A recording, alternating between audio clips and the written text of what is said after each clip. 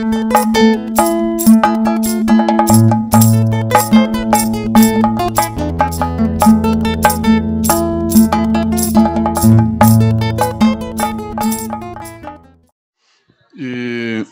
a Parashá, né, agora nós iniciamos o novo livro de Shemot.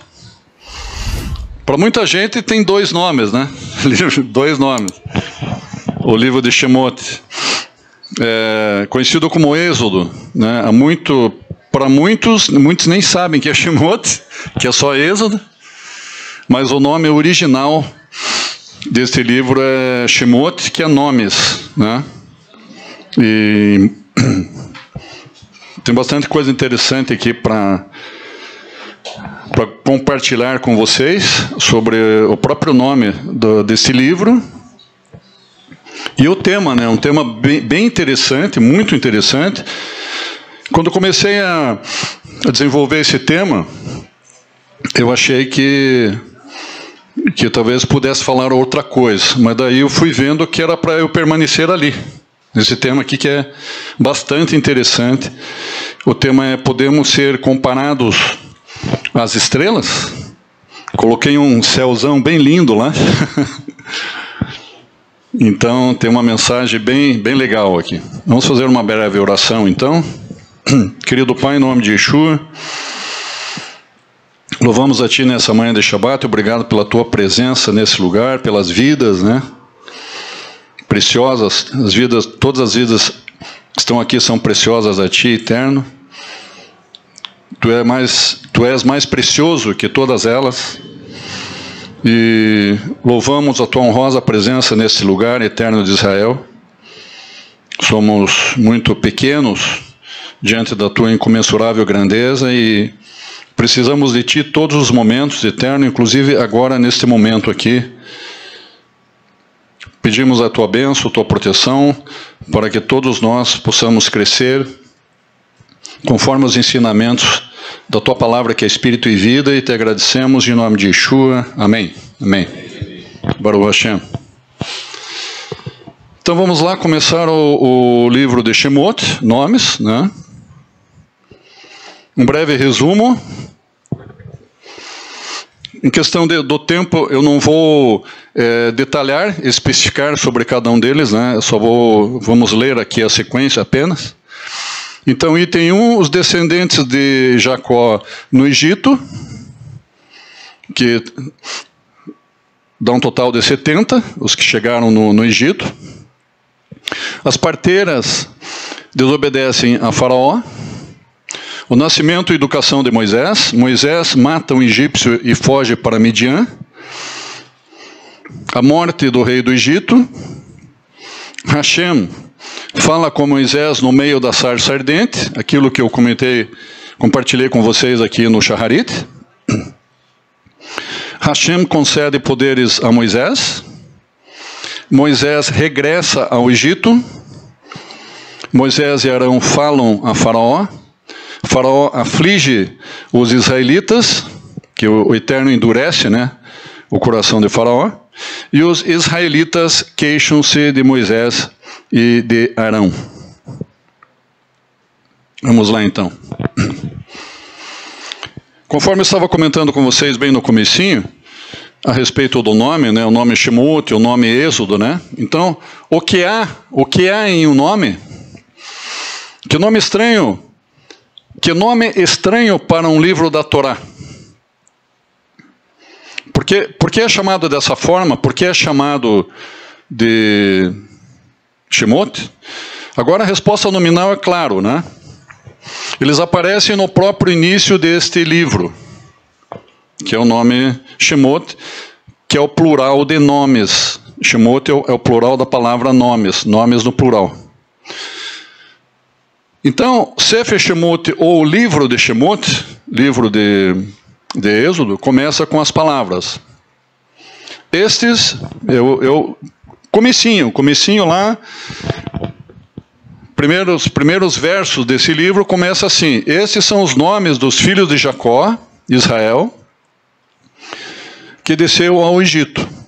Então a Torá vai em frente e conta os nomes das crianças de Jacó. dos filhos de Jacó, que desceram ao Egito e voltaram nos dias de José. Mas aqui está uma questão, né? Qual questão? Isso é realmente uma boa razão para nomear o livro inteiro Shemot, né? Faz sentido a gente considerar o nome inteiro desse livro como Shemot, né? Então, presta atenção aqui, né, nessa parte final ali. Se nós olharmos para os tradutores desse livro, tanto na parte de inglês, como latim, como etc., né, que evidentemente não pareciam pensar assim, eles rotineiramente traduzem de forma estranha o livro Shemot como o livro de Êxodo, né? Muitos nem já vão direto colocando o livro de Êxodo. Por quê? Porque a explicativa do livro, o desenvolvimento, os relatos, né, tudo que acontece ali em Shemot, fala assim de uma forma intensa, né, e profunda, da questão do êxodo do Egito, né, o êxodo do povo de Israel do Egito. Então faz sentido, sim, somando A mais B mais C, faz bom sentido, é coerente, há uma forte coerência em ter o nome como livro de Êxodo, né? Realmente ele parece um nome bem apropriado para esse livro aí. Mas, na verdade, na íntegra, na essência, ele não é. É um nome que ele foi colocado depois do nome original. E não prevaleceu esse nome como nome real. O nome original continua sendo Shemot.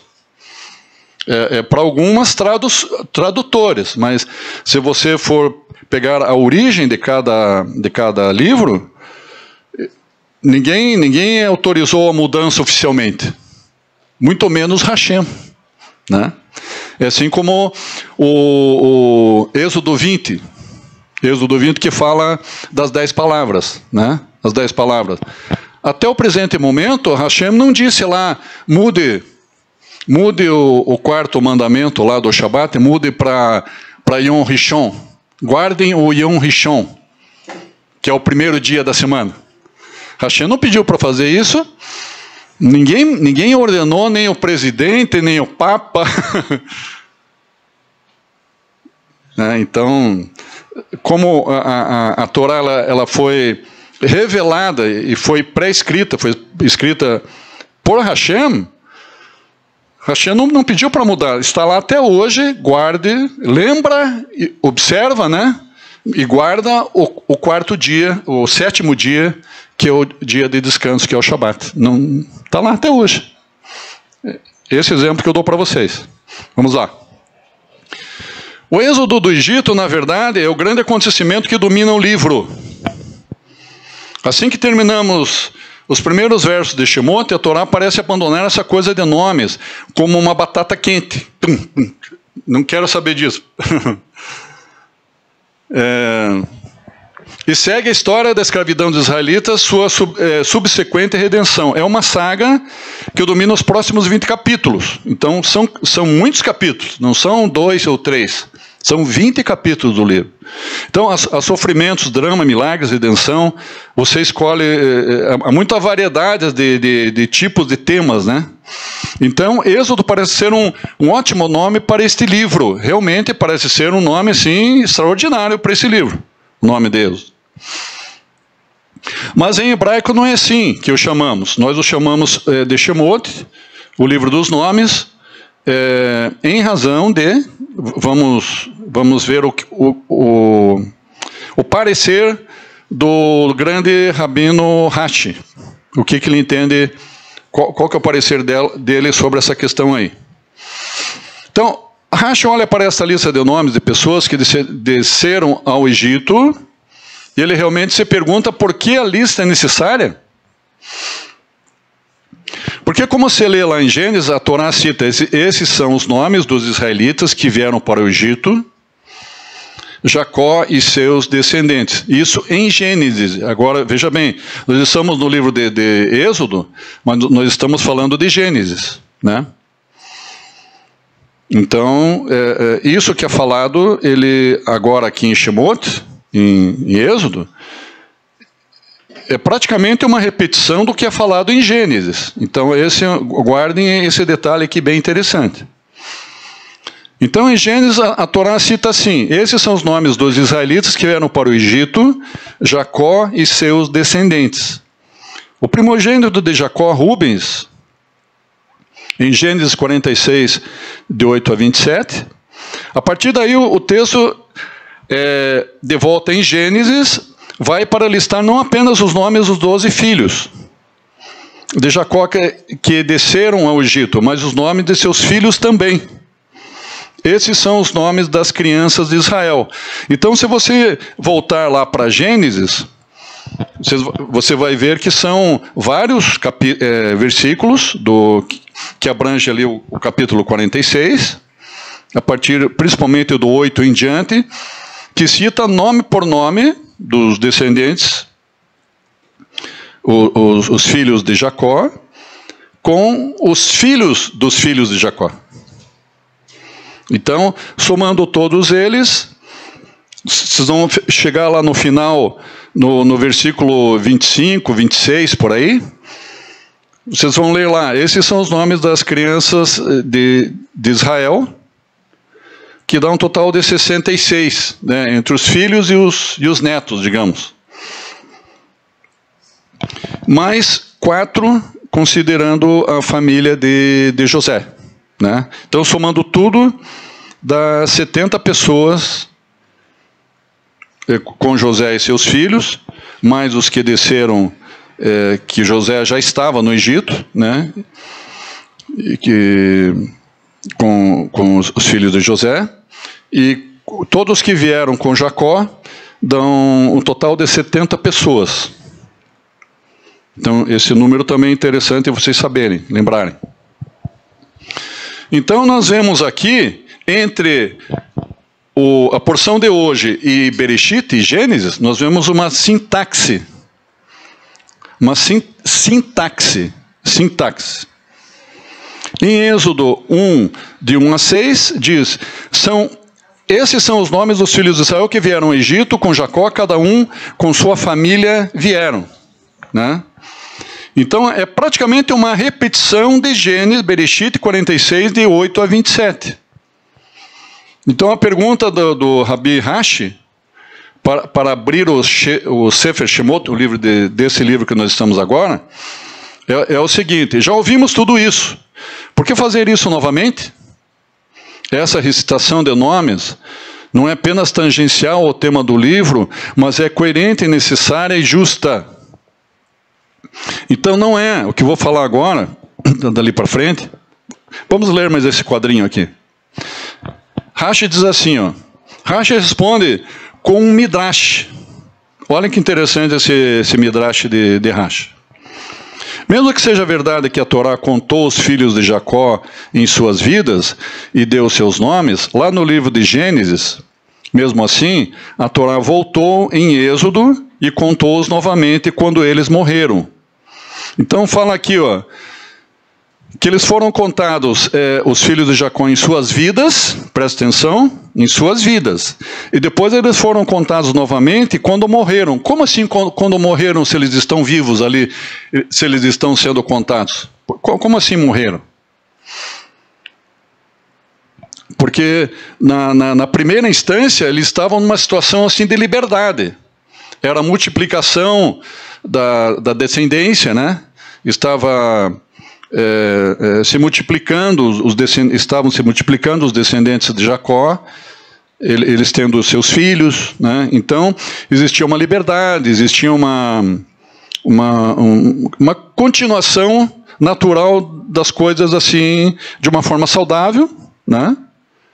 E essa multiplicação da descendência. Muito bem.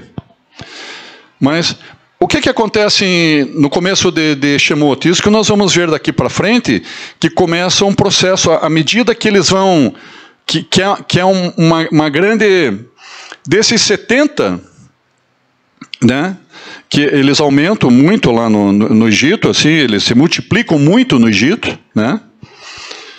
E no começo de Shemot também fala isso, que eles se multiplicam muito.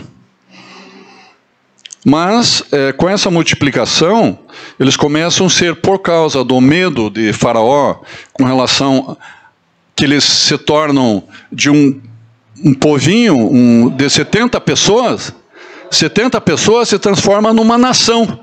Esse aqui é o comparativo que nós temos que entender aqui. Então, de um grupinho pequeno de pessoas, de repente acontece um boom, dá um boom. Então, o Faraó começou a ficar realmente muito preocupado, né? Então, o que Faraó fez por causa desse boom que aconteceu? Começou a oprimi-los. Vamos ver lá. Então, ó, quando eles morreram,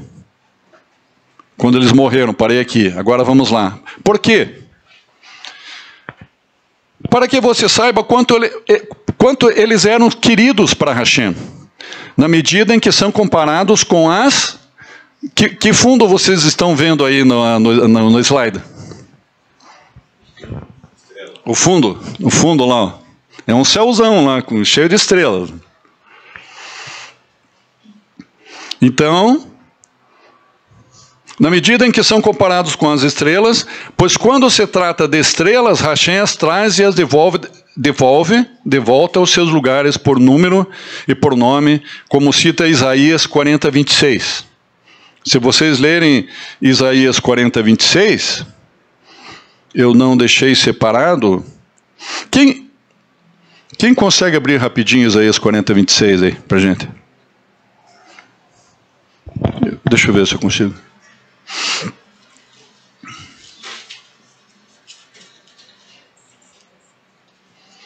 Eu já estou achando aqui.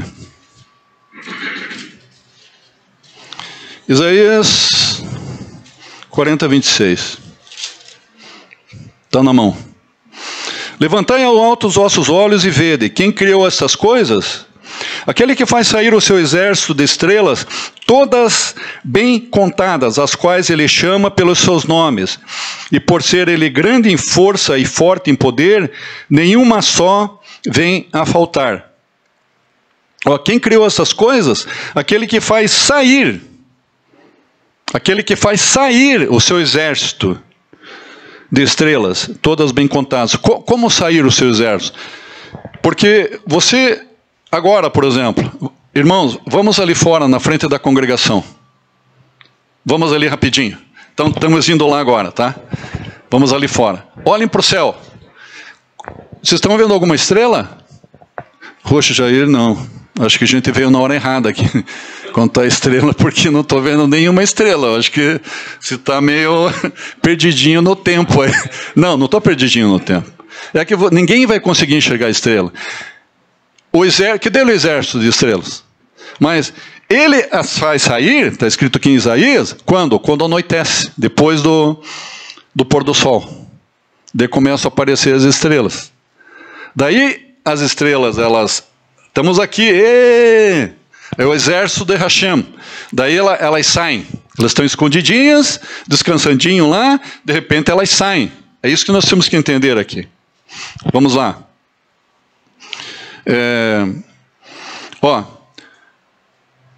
Que são comparadas com as estrelas, pois quando se trata de estrelas, Hashem as traz e as devolve de volta aos seus lugares por número e por nome, como cita em Isaías. Então é como se Hashem, toda vez que elas saem, o Eterno conta elas e diz o nome de cada uma delas. O Eterno sabe de trás para frente, salteado, o nome, o tamanho de cada uma delas, quando elas nasceram, quando elas estão morrendo. O Eterno sabe de tudo, né? Então, Hashem faz sair as estrelas de acordo com o seu número e todas elas, e ele chama pelo nome. Então é meio intrigante o que Rashi nos diz aqui. Ele pensa que tudo faz sentido quando as pessoas de Israel são comparadas por Hashem às estrelas. Olha aí, agora nós estamos começando a entender o significado dessa mensagem aí do Rabi Rashi. Como se isso respondesse a tudo. As estrelas recebem nomes, então nós somos nomeados. As estrelas recebem nomes. E os filhos de Israel, o Eterno, que no Egito, no tempo do Egito, eles eram contados como números apenas, assim como muitas pessoas, quer dizer, as nações hoje, o número, né, das pessoas, a população, você fala muito em números hoje. Qual que é o número do teu CPF? Qual que é o número do teu RG? Número. Você é mais um ou você é menos um? Para o mundo, né? Mas o Eterno quer chamar a atenção aqui que não, ele não está preocupado com números, ele quer nos identificar e quer nos personalizar pelo nome, porque nós somos, cada um criatura dele, feitio dele, das obras, das mãos dele. Então ele quer nos valorizar, por isso ele nos chama pelo nome. Como se isso respondesse a tudo, as estrelas recebem nomes. As estrelas aparentemente recebem nomes 2 vezes. Uma vez à noite, quando Hashem as tira para falar, o exemplo que eu dei para vocês, e uma vez pela manhã, quando ele as aconchega de volta em seus lugares de descanso. O que realmente significam essas 2 contagens? Essas 2 nomeações das estrelas? Onde que realmente o Eterno quer chegar com isso aí? Por que isso aí, né? Então, assim como as estrelas, nós também conseguimos ser nomeados 2 vezes. Uma vez quando os filhos de Israel estão vivos. Quando que eles estão vivos? Quando eles estão sendo contados lá em Gênesis, a primeira vez, quando eles estão se multiplicando, eles estão fazendo as coisas, mas sem eles serem oprimidos por alguém, né? E a segunda vez, a primeira vez ao Egito, e uma vez quando eles estão morrendo no início de Shemot, de Êxodo. Então vocês estão começando agora a entender aqui, ó. Olha, são 3 palavras. Eles são nomeados enquanto eles são considerados vivos, e também nomeados enquanto eles são considerados como mortos. Tudo faz sentido agora. Eu creio que vocês estão acompanhando o raciocínio. Parece surreal o que o Midrash está tentando fazer, mas há algo muito mais profundo aqui. Presta atenção. O Midrash está dizendo que o início de Êxodo é para lembrar que Israel é comparado às estrelas. E quando isso aconteceu, olha, agora as coisas vão ficando mais interessantes e mais profundas. Por que o Midrash, né? Por que Hashem, o próprio Rashi, está fazendo essa ligação do povo de Israel, esse paralelo com as estrelas, né? Qual a razão disso? Quando isso aconteceu?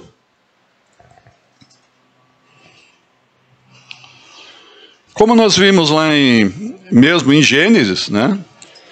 A primeira contagem lá dos filhos, não deixam de ser filhos de Abraão, porque Jacó é filho de Abraão. E Jacó é o filho da promessa, né? Então, quando na história bíblica os filhos de Israel são comparados às estrelas? Quando na história bíblica os filhos de Israel são comparados às estrelas? Nos tempos de Abraão, irmãos. Isso em Gênesis 15. Daí já é uma outra passagem de Gênesis, né? Que Abraão ficou velho, ele não tinha mais herdeiro e se preocupou. Ficou muito preocupado, começou a questionar as coisas e perguntava. Ele se perguntava para ele mesmo, quem iria continuar o seu legado? Quem vai continuar o meu legado? Né? E daí o Eterno respondeu para Abraão, saia de madrugada. Chamou Abraão de madrugada, meu filho, sai da tua tenda, olhe para cima, olhe para o céu. Não que nem o Roche fez, sair na hora do almoço, né? Sai agora, estava alta madrugada lá, Abraão, saia, olhe para o céu e tente contar as estrelas. Conte as estrelas se é que você consegue contá-las. Hashem falou assim para Abraham. Se puder contá-las, e disse, assim, e o Eterno, depois que ele falou isso, assim será a tua posteridade, assim será a tua descendência como essas estrelas aqui. Qual que é a mensagem intrínseca atrás disso aí? Que naquele momento, Abraham estaria muito limitado em saber quantos seriam os seus filhos, qual a quantidade dos seus filhos. Seria um número que ele não poderia contar. Assim como as estrelas. Porque quem conhece o nome de cada estrela e quem sabe a quantidade exata delas, do começo ao fim do universo,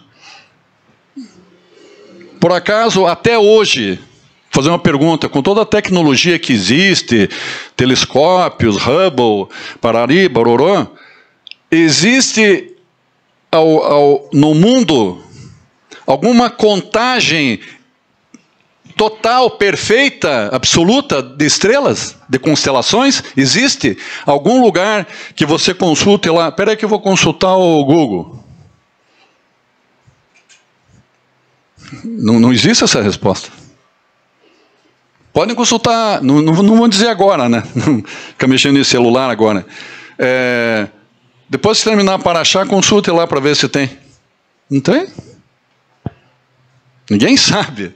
É impossível. Não existe, não foi criada e projetada ou desenvolvida uma nave que vá além dos horizontes do universo.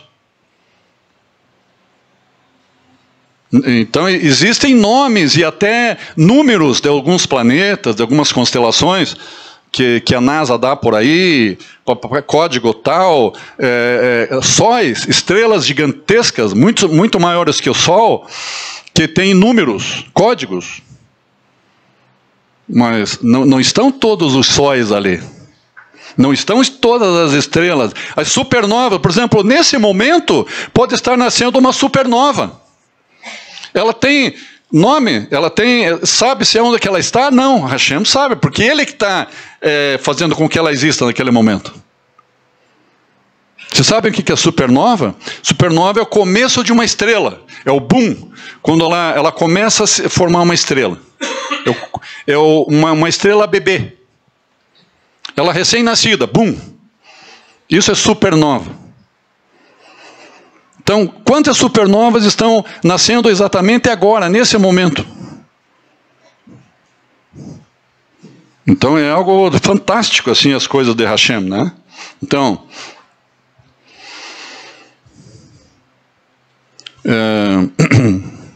ao dizer a Abraham que seus filhos seriam como as estrelas, Hashem estava o desafiando com algo praticamente impossível.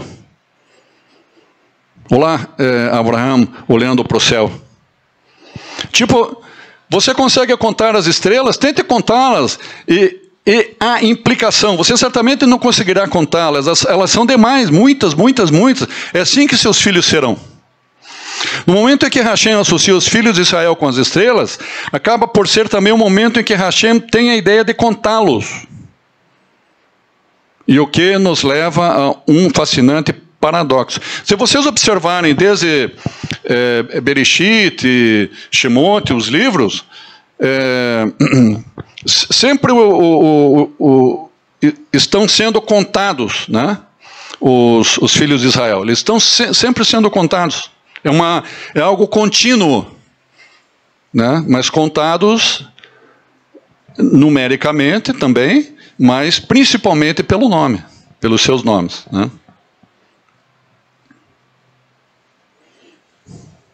Então, o que nos leva a um fascinante paradoxo. Qual paradoxo?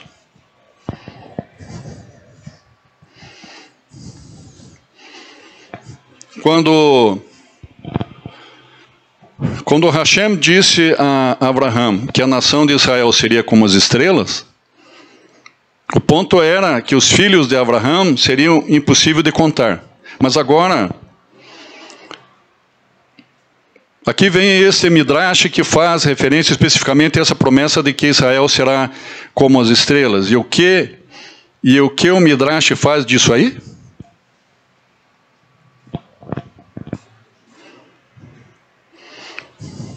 Entenderam? Vou repetir. Mas agora aqui vem esse Midrash, que faz referência especificamente a essa promessa de que Israel será como as estrelas. E o que o Midrash faz disso? Então, nós vamos ver muitas passagens em Levítico, principalmente, livro de Levítico. Essas estrelas não é simplesmente por acaso, né? Que a nação de Israel, principalmente depois que aquele pequeno grupo de 70 se transformou numa nação, e que ocasionou, fez Faraó tremer de medo, simplesmente o externo está se referindo que ele iria fazer de Israel uma nação sacerdotal, para que os sacerdotes de Hashem brilhassem nos 4 cantos da terra. Uma nação sacerdotal. Então, que Hashem, como sinal de amor, nos trata com justiça, como as estrelas, e conta cada um de nós. Somos contáveis como as estrelas. Presta atenção nessas duas perguntas aqui. Nós somos contáveis como as estrelas, como o Midrash de Rashi está sugerindo, ou incontáveis como as estrelas, como Hashem uma vez disse a Abraham? Qual das duas respostas você prefere?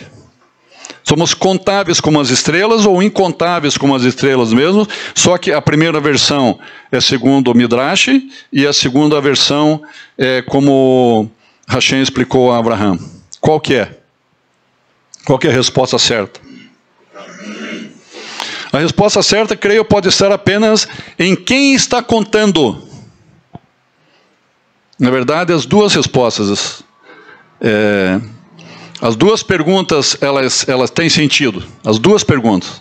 Depende de quem conta. Ao se tratar de estrelas, elas parecem inumeráveis para as pessoas.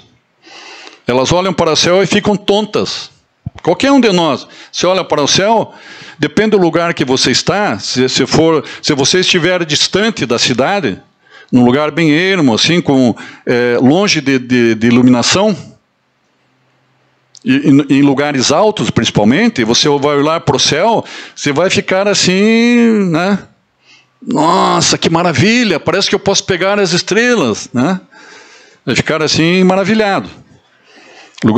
Tanto é que os telescópios são colocados em lugares bem longe dos centros populacionais, né? E lugares bem altos. Por quê? Para pegar menos poluição atmosférica.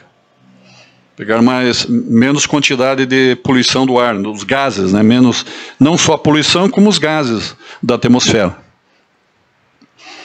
Então, essa questão de quem está contando, ao se tratar de estrelas, elas parecem inumeráveis, né?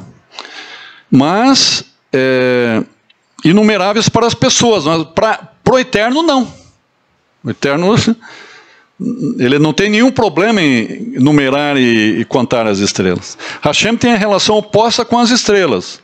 O livro de Isaías, que eu acabei de ler para vocês aí agora há pouco, ele conta cada uma, ele nomeia cada uma. O Midrash vê nessa nomeação e contagem sinais de carinho e sinais de amor. Sinais de carinho e sinais de amor. Agora vocês podem ver que mudou o fundo ali. Do slide, mudou o fundo. O que tem lá no fundo? Um Big Bang. Um boom. Lá no fundo tem um boom. Que boom que é? Boom populacional. Uma explosão populacional. Explosão demográfica. E aonde aconteceu isso aí? Vamos dizer assim, se vocês reunissem parte do povo hebreu que estava no Egito, que chegaram no Egito 70 pessoas, essas pessoas no Egito fizeram um boom. Então, se você pegasse parte dessas pessoas que se multiplicaram no Egito e colocasse ela lá no centro comercial do Egito, digamos, no centro da cidade, elas iriam ficar assim, ó. Uma do ladinho da outra. Uma do ladinho da outra, assim, não ia ter espaço nem para fazer assim com o braço. Então, presta atenção aqui, ó. O professor que tem uma turma grande, ele lembra o nome de cada aluno. sabe quando alguém está ausente. Até um jovem bem tímido que fica escondidinho lá, abaixado na última cadeira no cantinho, ele sabe daí a idade daquele jovem, ele sabe o nome dele, sabe o problema do jovem, sabe a história daquele jovem, né? Não importa, você tem na sala 100, 50 alunos, o bom professor, se ele está preocupado com os seus alunos, ele sabe a história de cada um deles.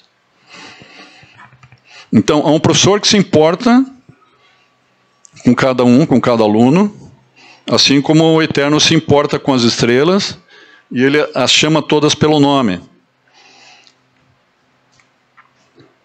Ele chama todas as estrelas pelo nome para fora à noite e coloca cada uma de volta para dormir pela manhã.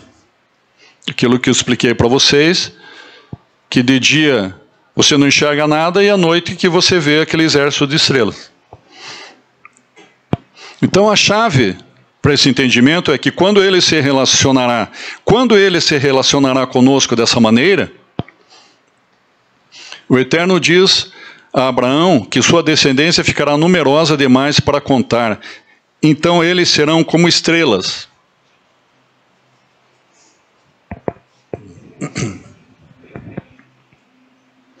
Eu vou pedir para alguém conseguir uma aguinha para mim, por favor.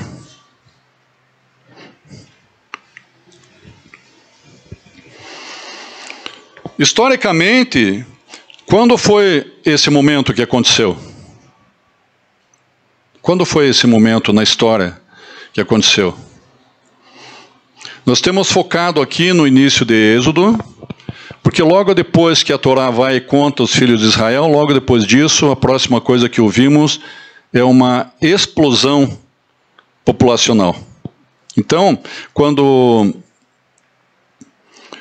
eles estavam no Egito, que aconteceu essa explosão deles, populacional, dali para frente, como assim, algo assim, muito rápido, muito automático, né? Eles cresceram, chegou num limite em que o faraó começou... Obrigado, Helena. O faraó começou a... Literalmente, o faraó sentiu muito medo. Ele começou a se sentir inseguro, com medo, porque ele tinha medo que toda essa população se levantasse contra ele. E ele podia ser aniquilado, e os hebreus poderiam tomar conta ali, eliminariam Faraó e a liderança lá do Egito, e tomariam conta ali do Egito e pronto, né? Esse que era o grande medo dele perder o poder e perder até a vida, né? Os grandes líderes, conforme alguns tipos de situações, eles passam por esse enigma, crises, né? Crises assim da pessoa, por mais forte, por mais administrador e sábio que seja ali o líder, mas ele tem medos também, ele tem receio, ele pode perder o poder, pode acontecer uma grande revolução e ele ser eliminado dali, ou ser preso, né? Coisa assim, ficar preso, retido. Então, os israelitas, eles, diz a palavra, eram férteis, isso está em Êxodo 1:7. Os israelitas eram férteis, enxameavam, multiplicaram-se e aumentaram muito, de modo que a terra se encheu deles, né? Então, este é o momento sobre o qual Hashem está falando. Então, no momento em que Israel irrompe e se transforma, passa de uma família para uma nação incipiente, este é o momento em que eles se tornam inumeráveis. Uma vez que você percebe isso, nota-se algo arrepiante. Presta atenção aqui, ó. O que torna-se arrepiante, né? Quando eles se tornam inumeráveis. Ó, só olhando no fundo do slide ali, vocês já vão entender. Então aquela entre aspas, alegria, aquela alegria, né? O povo se multiplicando, eles estavam num lugar grande, espaçoso, tinha um lugar fértil, com o rio Nilo, né? Como eles estavam muito próximos do rio Nilo, eles podiam plantar, eles estavam diferente da situação lá, mesmo quando eles estavam em Canaã, eles passavam, a própria Escritura nos ensina que eles passaram por momentos drásticos, por falta de chuva, eles precisaram do Egito, por causa do rio Nilo. E às margens do rio Nilo existiam farturas assim de agricultura, de plantação e coisas assim. Então realmente era um lugar de prosperidade, né? Tanto que o resultado disso, obviamente, né, não precisa falar muito, gerou a multiplicação do povo hebreu no Egito, né? Então, algo dito a Abraão, nós estamos no final, irmãos. Algo dito a Abraão após Hashem lhe dizer que seus filhos seriam como as estrelas. Em Gênesis 15:3 diz assim, ó, cita assim: seus filhos serão estranhos. Olha, voltando lá para Gênesis, o Eterno já estava falando para Abraão, né, o que iria acontecer depois que eles estavam sendo contados lá. Ó, Gênesis 15:13. Seus filhos serão estranhos em uma terra estranha e serão escravos e serão afligidos por 400 anos. Já estava prescrito lá desde os tempos de Abraão, o que estaria acontecendo agora aqui quando o Senhor, o Eterno, os nomeia ali, fala de cada um deles de novo, uma repetição de Gênesis. Mas por que repete? Essa é uma das razões muito fortes, irmãos.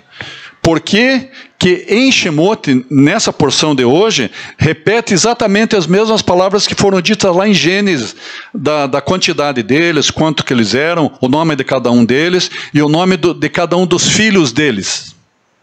Dos filhos de Jacó, que eram netos de Abraão, né? Então, por quê? Por que isso aí?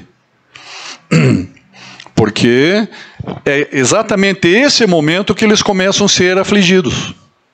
Quer dizer, se cumpre agora em Shemot esse período de 400 anos que eles são afligidos ali no Egito. Vocês estão entendendo agora a ligação que tem de Bereshit com Shemot? Por causa justamente dessa profecia aí dos tempos de Abraão. Seus filhos serão estranhos de uma terra estranha, serão escravos e serão afligidos por 400 anos. Então, quando lemos esse verso em Gênesis 15, se nós não conhecemos, ninguém leu o Shemot ainda, você está lendo a Bíblia pela primeira vez. Ninguém leu o livro de nomes pela primeira vez. Você está lendo lá, Gênesis. Se você ler pela primeira vez, não sabemos quando isso irá acontecer. Pode ser que aconteça no final da Bíblia. A gente não sabe quando isso vai acontecer.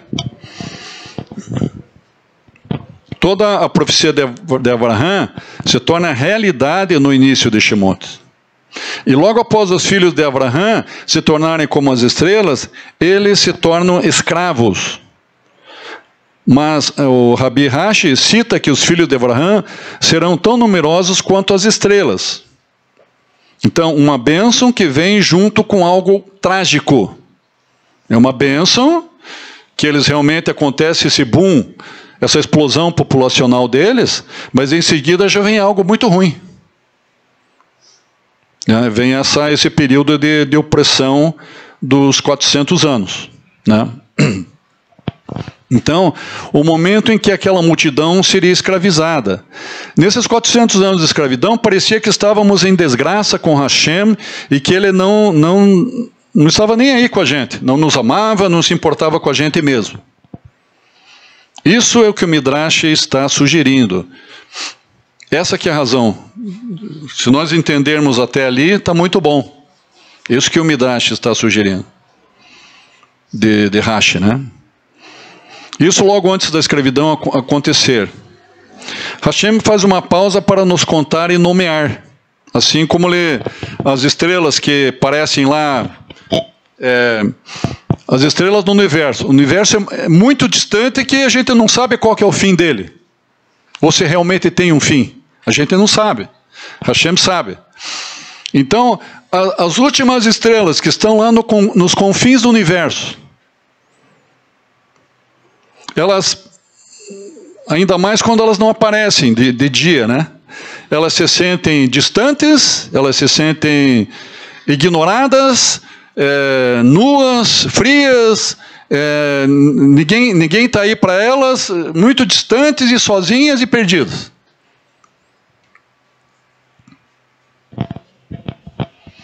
E daí o Eterno está dizendo não, que uma hora elas vão aparecer e o Eterno vai contá-las. Então o que o Eterno está dizendo para as estrelas? Está dizendo, não, minha querida estrela, teu nome é tal. Não é isso que você está entendendo. Eu amo você, eu te criei, sei o tempo que você vai existir e sei o tempo que você vai acabar. E eu te dei um nome, e eu gosto muito de você porque você está brilhando no céu. Então, o Eterno está dizendo para as estrelas que ele tem um carinho especial por cada uma delas. Então, é a mesma mensagem para o povo de Israel, né? Que Hashem, ele faz essa pausa para nos contar, mas se você vai passar por período de dificuldade, período de opressão, se você... a gente pode, e nós passamos no reino de Deus, no nosso chamado. Por isso que tem aquele verso que diz, se você passar, quando você estiver passando pelo vale da sombra e da morte, o Eterno está dizendo, eu estarei ali contigo, te segurando, com a minha destra fiel, segurando na tua mão, quando você passar pelo vale da sombra da morte. É isso que ele está dizendo, essa que é a mensagem, isso que ele está dizendo para as estrelas, em lugares distantes, longínquos, escuros, frios, muito frios, porque a luz de sóis, de luzes grandes, maiores, parece que é uma estrela perdidinha lá, assim, quase sem luz, assim, uma luz azulzinha, fria, lá longe, uma estrela anã. Lembra que eu falei de supernova? Você sabe o que é uma estrela anã? Estrela anã é o fim de uma estrela. E ela, que brilhava com uma luz vermelha, alaranjada, amarela, coisa mais linda, de repente ela vai perdendo aquela cor colorida, bonita, e vai azulando, e vira cinza e, bum, some. Estrela anã, que depois se forma em nada. Bum, acabou. O Eterno está dizendo assim que, para aquela estrela, que ele tem o maior carinho por ela.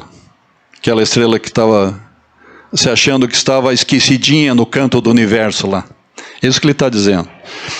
Então, Hashem faz isso porque Hashem faz isso porque para ele nós somos estrelas. Ele parece dizer, sim, eu posso entender porque você acha que eu não me importo.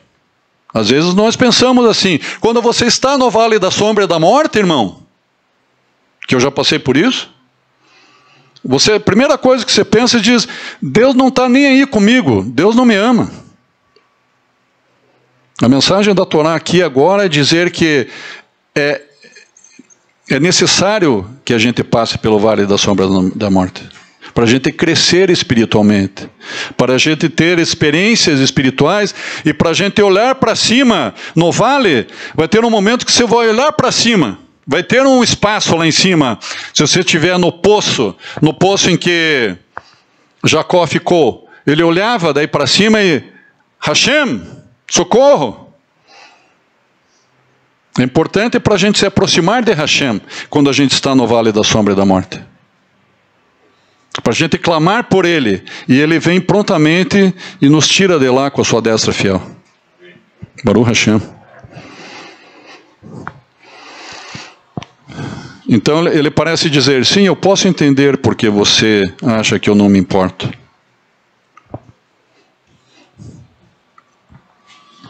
Preste atenção aqui, o último slide, irmãos.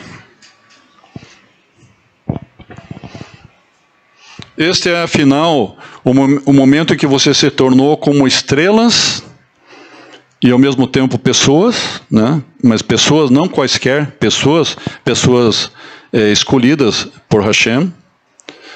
As pessoas não contam estrelas, nem as nomeiam, mas Hashem e as pessoas veem as estrelas de forma totalmente diferente. Hashem não vê você como uma nação sem nome e sem rosto. Falando para Israel, né? Cada um é importante para ele e ele nos nomeia porque nos ama. Mas por que mesmo o nome desse livro, Shemot, é nomes? Preste atenção agora. O livro que narra a nossa experiência como escravos cita quando as coisas ficam mais sombrias, aparece um Deus a Moisés numa sarça ardente e diz... Preste atenção ao que primeiramente Hashem fala a Moisés. Ele podia mudar a ordem das coisas, mas o que primeiro Hashem fala a Moisés? Preste atenção que a ordem às vezes não está por erro de digitação, por erro de impressão, erro gráfico. Aquela gráfica, não, nós trocamos aqui os parágrafos, desculpe, vamos corrigir. Não. A ordem da Torá é a ordem de Deus, de Hashem. Nós não podemos mudar essa ordem. Então, quais foram as primeiras palavras que Hashem falou a Moisés quando ele apareceu a Moisés na sarça ardente? Hashem disse assim, ó, Moshe, vejo a sua dor, ouço o seu clamor, conheço-lhe o sofrimento. Estive contigo o tempo todo. Esse tempo que você passou pelo vale da sombra da morte e se sentiu o menor dos homens em Midian, eu vi. Eu vi como o teu ego estava inflado como um grande balão no céu. E como esse balão foi diminuindo, foi esvaziando, foi diminuindo ao longo desses 40 anos em Midian. E agora você está aprovado por mim para eu te chamar para minha obra. Porque o teu ego foi a zero. Ou a quase zero. Então vejo sua dor, ouço o seu clamor, conheço o seu sofrimento e estive contigo o tempo todo. Êxodo 3:7. Hashem, presta atenção, Hashem não lhe diz apenas, vou te livrar da escravidão e te farei subir daquela terra, porque eu sou o Deus Todo-Poderoso. Não, ele não começa dizendo que ele é o Todo-Poderoso, mas ele vai e se coloca assim frente a frente com Moisés como se fosse amigo. Ó, eu entendo você. Eu sou contigo, eu entendo você, eu sei a tua dor, eu ouvi os teus clamores, quando você levantou a sua voz para mim, lá em Midian, eu ouvi a tua voz. Quando você saiu, depois que você matou o egípcio e saiu correndo, fugindo para Midian, eu estava vendo o que estava passando com você, eu estava do teu lado, e eu fui com você até Midian.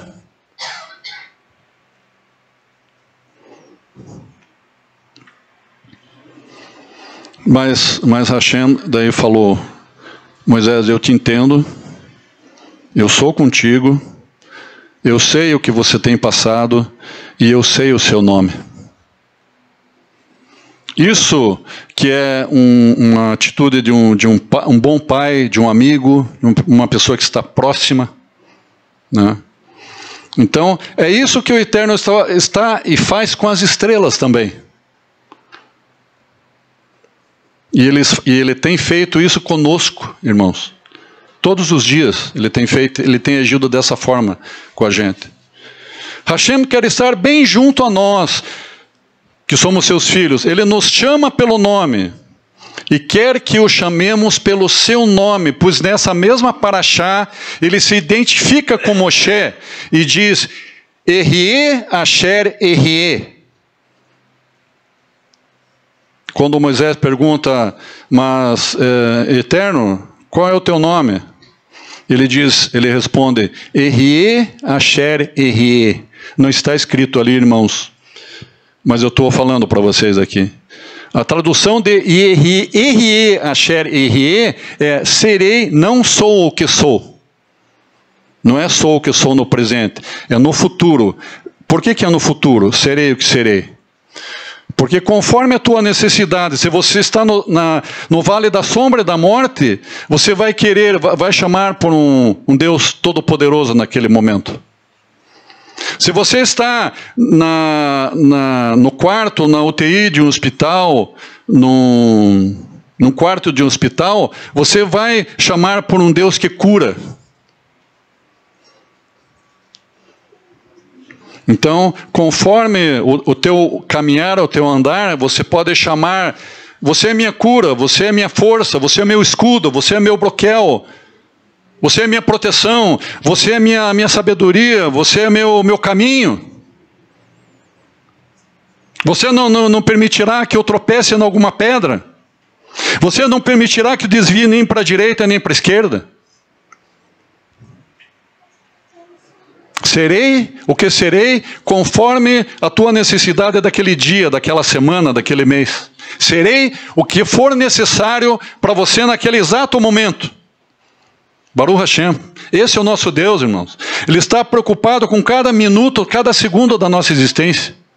Assim, da mesma forma que Ele está preocupado com as estrelas. Então, a verdade,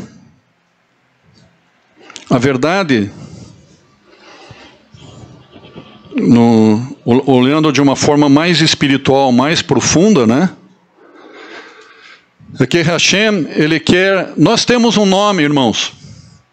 Nós sabemos os nomes dos nossos irmãos aqui. Nós chamamos os nossos irmãos pelos nomes. Nós não chamamos os nossos irmãos por números. Nós chamamos os nossos irmãos por nomes. Nós nos referimos a Yeshua, a Hashem, pelo nome. Quando falamos com Ele, Ele quer que nós chamemos pelo nome, porque Ele se apresenta. Mas, mesmo assim, Moisés falou: Hashem, mas quando eu for lá, na frente do povo, na frente dos nossos irmãos, o que eu falo? Serei o que serei, eles não vão entender. Então, Moisés, diga que eu sou o Deus de Abraão, o Deus de Isaac, o Deus de Jacó. Baruch Hashem. Baruch Hashem, irmãos. A verdade é que Hashem quer nos dar um novo nome. 2 vezes ele conta. Como assim, Roxo Jair? Eu tenho um nome, você tem um nome. Por acaso você tem 2 nomes? Um nome que eu não conheço, que o senhor tem 2 identidades, 2 RGs? Eu tenho um RG, tenho um CPF, mas deixa eu falar uma verdade para vocês aqui, irmãos. Você sabe que nós vamos ter um outro nome? Vocês sabem disso? Qual é esse nome? Vocês sabem? Assim como o Eterno conta as estrelas, e Ele sabe o nome de cada uma delas, e tem muitas estrelas que a gente não conhece, a gente não sabe o nome de nenhuma delas praticamente. O Eterno sabe já qual vai ser esse nome. E isso acontece só... Olha, agora para fechar o circuito do entendimento aqui. Quando que isso acontece? Que nós vamos ter um outro nome, irmãos. Somente quando nós passarmos pelo vale da sombra e da morte, após a escravidão e após a grande libertação, que eles estavam sendo inseridos agora nesse processo de escravidão, e eles seriam libertos. Eles estavam entrando nesse processo de 400 anos de escravidão no Egito. Então, isso acontece após esse êxodo. E essa grande libertação. Para fechar agora, finalmente, aqui o último slide e a última mensagem aqui, ó. Quem tem ouvidos, ouça o que o Espírito diz às igrejas. Ao que vencer, darei eu a comer do maná escondido, e dar-lhe-ei uma pedra branca, e na pedra um novo nome, escrito, o qual ninguém conhece, senão aquele que o recebe. Baruch Hashem. Baruch Hashem. Irmãos. Um novo nome, irmãos, nós teremos. Escrito numa pedra branca, e na pedra um novo nome. Baruch Hashem.